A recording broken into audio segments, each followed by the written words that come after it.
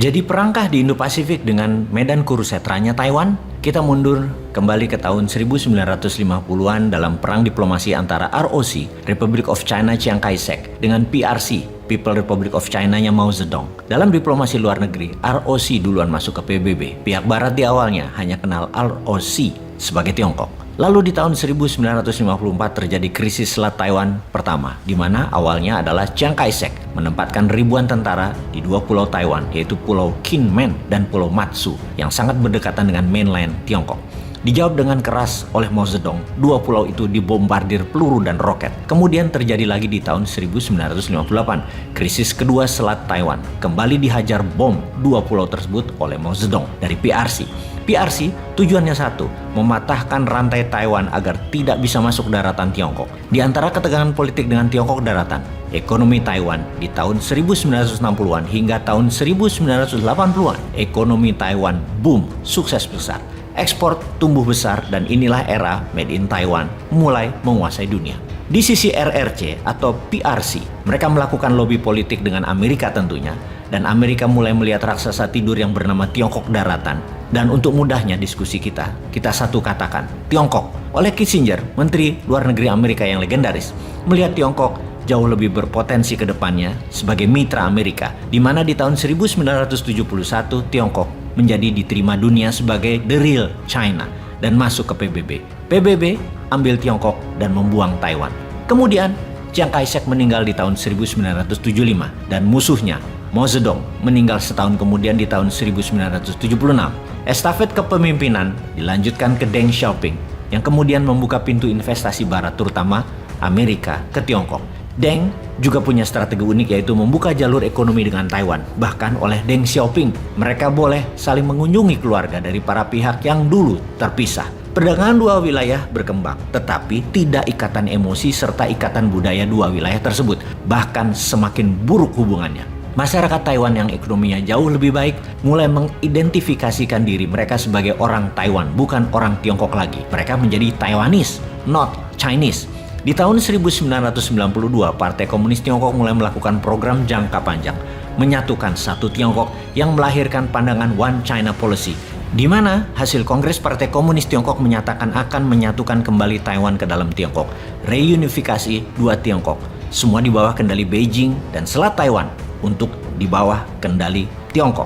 Di sisi Taiwan sekarang, Taiwan adalah negara demokrasi penuh. Ada multipartai di negara Taiwan. Misalnya, ketika di tahun 2000 Taiwan memilih Cheng Shu-ban sebagai presiden Taiwan. Dan dia mulai menyatakan akan mendeklarasi kemerdekaan Taiwan untuk membuat Taiwan menjadi negara sendiri, bukan Tiongkok. Tiongkok tidak siap dengan langkah Taiwan waktu itu dan mulai membuat konsensus baru.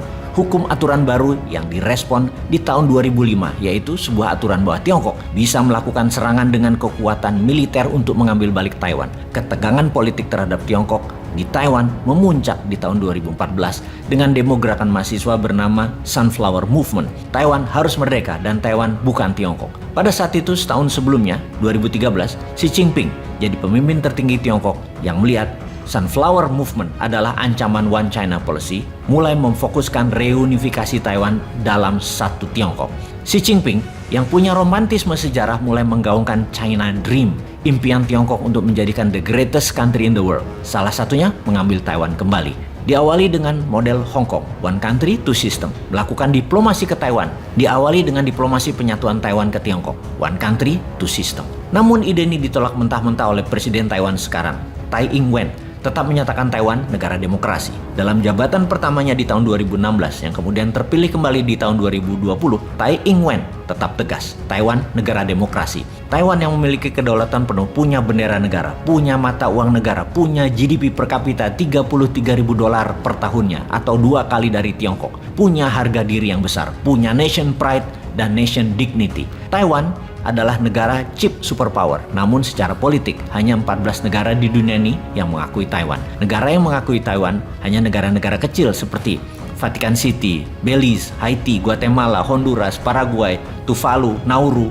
Dunia lain menganggap Thailand sebagai breakaway province atau provinsi Tiongkok terpisah yang akan diunifikasi kembali dengan Tiongkok. Ketika ulang tahun ke-100 PKC Partai Komunis Tiongkok, Xi Jinping dengan tegas mengatakan Taiwan akan bersatu kembali dengan Tiongkok tidak lebih dari 1 Oktober 2049, tepat ulang tahun ke-100 kelahiran negara Tiongkok. Xi Jinping berambisi menyatukan Taiwan adalah prestasi yang tidak bisa dilakukan oleh siapapun pendahulunya. Mao Zedong tidak bisa melakukannya, Deng Xiaoping tidak bisa melakukannya, Hu Jintao juga tidak bisa melakukannya. Hanya Xi Jinping yang bisa melakukannya, yang akan menempatkan dirinya sebagai pemimpin Tiongkok terbesar, tertinggi pencapaiannya. Xi Jinping dalam masa jabatannya harus mengambil Taiwan. Xi Jinping dengan ambisinya bahkan mendaftar perusahaan-perusahaan yang ada di Taiwan sebagai made in China, menjadikan mereka perusahaan Tiongkok labelnya di bursa dan pasar dunia.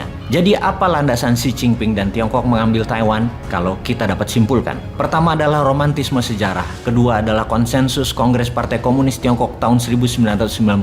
Sementara di sisi Taiwan, hasil survei tahun 2020 mengatakan bahwa 92% penduduk Taiwan menyatakan diri mereka Taiwanese, hanya 8% yang menyatakan diri mereka adalah Chinese. Di survei tahun 1992, 26% masih menyatakan diri mereka Chinese. Tahun 2020 hanya tinggal 8%. Identitas rakyat Taiwan semakin solid dan ini membuat Xi Jinping tidak suka jajak pendapat tersebut. Karena hal ini akan menambah sulit menyatukan kembali Taiwan jika terlambat penyatuan Taiwan ke Tiongkok. Apalagi Taiwan keburu menyatakan kemerdekaannya. Warna nasionalisme rakyat Taiwan semakin menjauh dari Chinese Tiongkok.